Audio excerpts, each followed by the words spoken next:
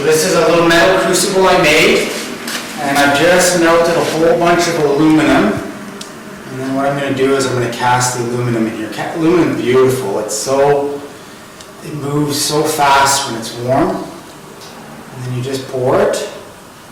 And then so this crucible, because it's steel, it'll end up getting a little bit of scale. See, there's a whole bunch of scale there. So this crucible is particularly old. Normally for casting, I only like to use them 2 or 3 times. So this one I'll put aside and I'll bring it to the scrapyard. And then the aluminum, you can see it actually starts to solidify pretty quick. You can see it's still liquid right there. See how it's moved? Now it's solidifying.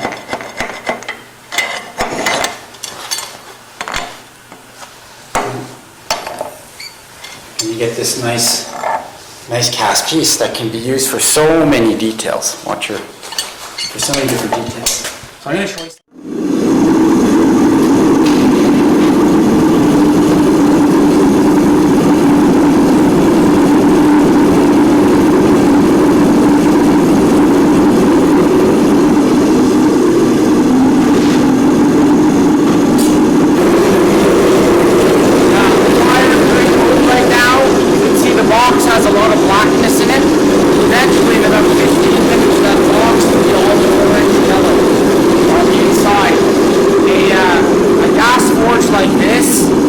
Up to 2,800 degrees Fahrenheit. So I'll have to turn the exhaust fan on. Here.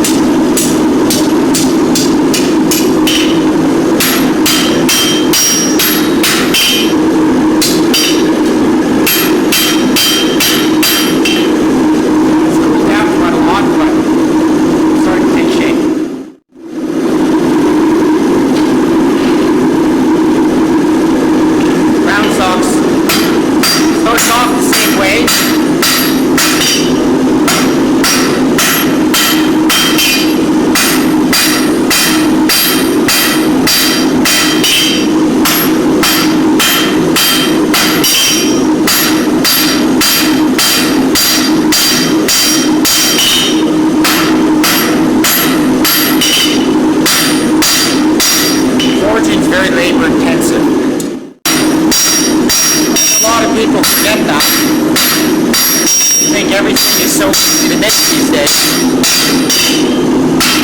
This is very old school.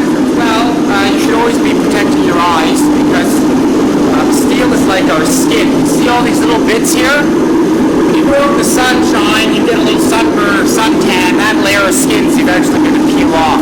The same applies with steel. So you always want to have something protecting your eyes so that this does not flake into your eye when it's very hot. As the blacksmith burns is the number one worry. You have to handle the metal with respect. And I guess other injuries one could experience inside a blacksmith shop are lacerations and cuts.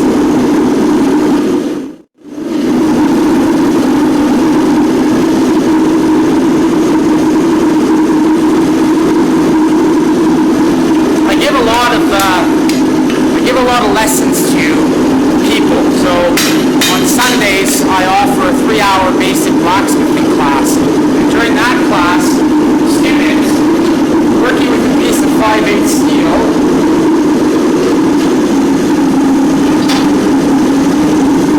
they make a fire poker. So they start with a piece of steel just like this, and out comes the fire poker. So they learn how to draw this out, and they learn how to make this detail, which I call a jelly roll. And at the same time, we generally put a little twist in the middle. That, you know, I see myself creating a lot of sculptures that combine bronze, found objects, stainless steel and forged steel. And these pieces will be hopefully winning many public art commissions, but I see myself creating probably more, moving more into an abstract direction than, and considerably less figurative work. So my creatures will morph into, you know, again, there'll be a metamorphosis with the way I'm going, but my creatures will change into, instead of being creatures or amoebas, they'll be moving into solid structures. So I'm looking at using the same textures that I use in my creatures to maybe create walls and sculptures. Metal and glass, are you planning on? Oh yeah, that's one of my favorite things. Making lamps, I love making lamps. So if you come over here, I've got all kinds of interesting pieces of glass that I've collected. So there's lots of resistors there. There's 3 of those pieces that were given to me by a friend. This is from an old lantern. You know, one of those old lanterns you would have walked along a rail yard. Recently I did a class, we made mosquito lamps. This is exactly what we made right here. So they were lamps as well. So I am going to, as an artist, I think it's very important for me to pursue my lamps, because I think lamps are very accessible to a lot of people. They're fun for me to do, and they give off such wonderful lighting. So this friend of mine found these for me, and we're going to do a trade. But you can see this, you can almost see the, you know, there's the body. So this was all forged in steel, and then, you know, they did everything themselves with my guidance, but I'm going to make my own. So I think I have 7 pieces of this glass. So if I can accomplish anything this year as an artist, this is what I'd like to accomplish, is to make my mosquito lamps and then find homes for them. This box was assembled by me. So I would cut the piece, the shapes, the 4 sides as I like them. I would weld them together, and, you know, God is in the details. So if you see along this edge here, what I've done is I've taken a die grinder and I've pitted the steel again. So it hides the grinder marks and the welder marks that I created when I assembled my pieces together. So for me, it's very important when you create a sculpture that everything comes together and that there's nothing slowing the eye down, slowing the movement of the eye over the piece. If you have a lot of really bad welds everywhere, or too many things that don't belong, then the viewer's eye will get tired and will slow down, and they'll be disinterested in your piece. So I spend a lot of my time hiding how I bring everything together. So if you look at this piece here, this whole sculpture, in fact, these 3 sculptures, I think you will see a total of 5 welds that you actually see, and they're all hidden themselves. So what I'll do is I'll just flip this so you can see it. There's a weld right there. There's a weld right there. There's another weld right there. But what's holding this creature up is this little tentacle here and this tentacle here. The welds are just to keep it from being removed. Even this whole assembly here, this gear is actually a bolt. So if you took a screwdriver and you put it right here and then you tapped it, this whole gear will turn and this whole piece will come off. And that was one of the last pieces I did to assemble my creature.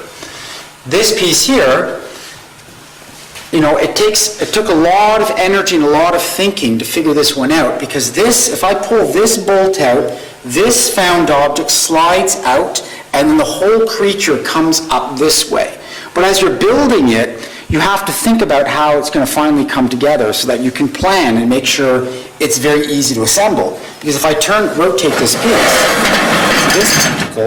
this tentacle goes through this piece. So when this comes off, you have to rotate the whole thing out and take it off. So hiding how it comes together is one of my favorite things. It's the big puzzle for me. And I get a lot of enjoyment out of hiding the construction. So if you come over here to this piece, to Creatura, you'll see in Creatura it's the same thing. There are no welds. You actually see no welds in this entire piece. When it's all assembled, you won't see any welding. It's all hidden within the sculpture. So that takes a lot of planning, a lot of energy and a lot of planning. And a lot of trial and error, because you do something, it doesn't work, you have to redo it.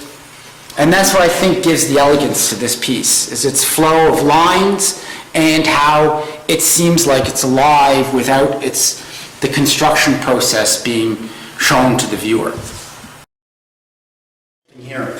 So, because I'm self-taught and I don't know how to do lost wax castings or mold making, and I don't know anything about mold making with other materials other than steel, what I ended up teaching myself was make a steel mold, use simple details, and then what you end up doing is, this would have gone in here, would have fit flat, but it has that little burr there.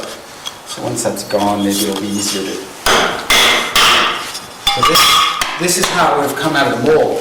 So what I would have done is I would have taken this here, this piece would have been clamped like this, and then I would have poured into the top here. And this is where I would have poured my metal. This would have been clamped together with a pair of vice grips.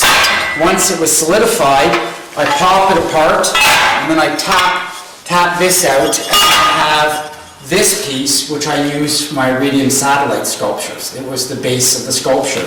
On top of this was a really beautiful copper detail that was cast, and then there was a whole bunch of little details here that were simplified versions of what's on a satellite in space.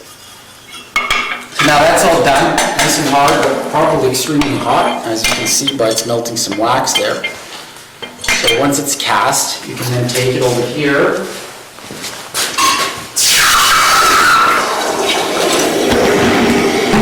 And cool it down.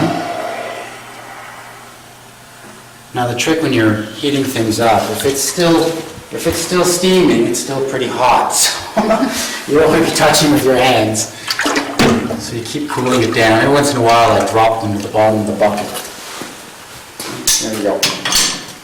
So this detail, I would do all kinds of things with. I might take this detail, make a nice metal ring that goes all the way around, and then I can attach that to the side of a wall. Maybe I have like 15 of these little things creating a little pattern on a piece of steel. What I'm experienced about and what I've been teaching myself is how to, because when you're using different materials, so if I take my aluminum and I attach a piece of steel to it, if I should put it outside, you could get galvanic corrosion. So I have all these different methods in how I can electrically isolate my different materials so that there's no chance of galvanic corrosion. And that is how I bring color into a lot of my sculptures, and how I intend to bring color in a lot of my future sculptures, is to use a combination of cast bronze aluminum with stainless steel and heavily oxidized steel, such as the water tank that I showed you earlier, or those pieces there. If I needed to cast a very big casting, I would use this crucible right here. Okay. Put it there, in there. This crucible I would fill up with all kinds of material, and then underneath that shelving unit, this rusty drum rolls out, and it's a foundry. So when it's all fired and all ready to go, it's 500,000 BTUs, and I can melt aluminum very quickly, and it takes a little time to melt some bronze, and then I'll cast that into a steel mold. Thank you for visiting my shop.